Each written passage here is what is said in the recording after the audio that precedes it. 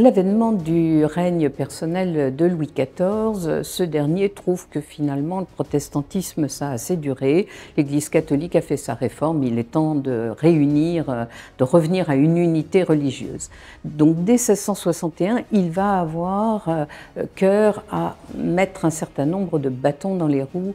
des protestants pour les amener à se convertir. Une des clauses du siège de 1628, ça avait été qu'aucun protestant n'habitant La Rochelle avant le siège n'ait le droit de venir réinvestir les murs de cette ville. Tout nouveau habitant devait être catholique. Et en 1661, une des premières mesures de Louis XIV, ça va être d'envoyer un avocat, Pierre Baumier, pour vérifier sur les états civils que tous les Rochelais protestants habitaient La Rochelle, leurs antécédents, leurs ancêtres habitaient La Rochelle avant 1627. Et du jour au lendemain, cet avocat va mettre à la porte 2200 Rochelais protestants qui étaient venus s'installer indûment dans la ville depuis 1628. Et donc, on a une gravure qui montre ce départ précipité de ces gens qui entassent leurs maigres biens sur des charrettes pour pouvoir s'en aller, puisqu'ils sont sommés effectivement de partir de la veille pour le lendemain. Cette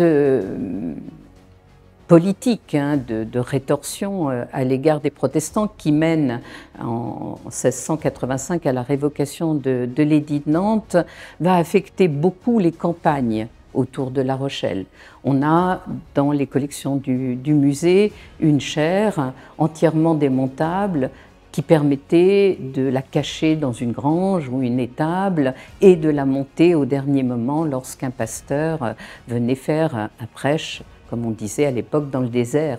qui était donc dans les endroits reculés, dans les endroits cachés. Ceci dit, à La Rochelle, les choses sont un peu différentes puisque les grands négociants rochelais, pour leur grande majorité, sont protestants. Et très vite, Louis XIV va dire à l'intendant que tant que le culte se passe dans leurs hôtels particuliers, qui ne font pas trop de bruit en ville, eh bien, ma foi, on va les laisser tranquilles et on ne va pas les persécuter. Et la tapisserie représentant les 10 commandements qui a été brodée et qui était conservée dans le temple de Marcilly, un petit village à côté de La Rochelle, nous montre que finalement on pouvait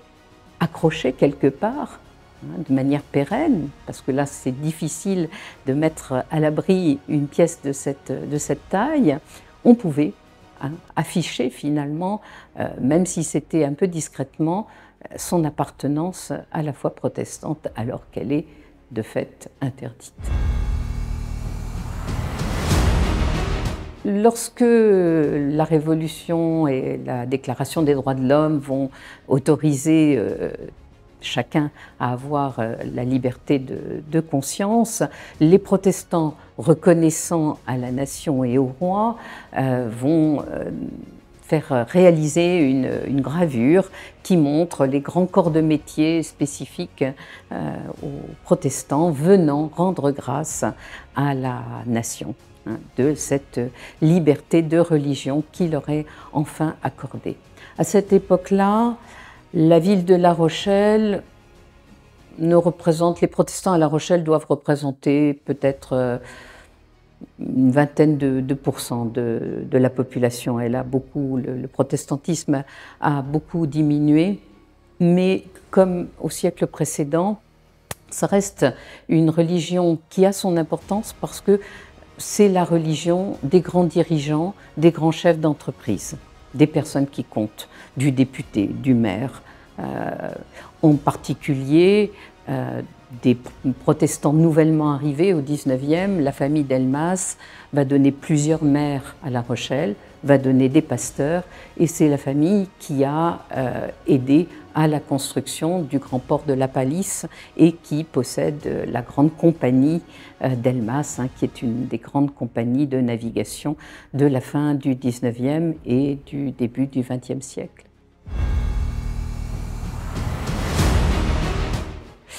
Donc ce musée ouvre au public tous les jours de la semaine sauf le dimanche, en gros du 25 juin jusqu'aux Journées du patrimoine, donc pratiquement 3 mois, pendant les 3 mois estivaux. Nous répondons à toutes les demandes de visite pendant toute l'année sur rendez-vous et sommes disponibles pour ouvrir, même à 1 ou 2 personnes si besoin. Nous travaillons également beaucoup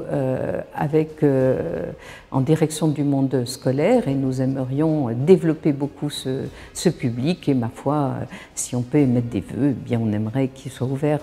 plus souvent, plus longtemps.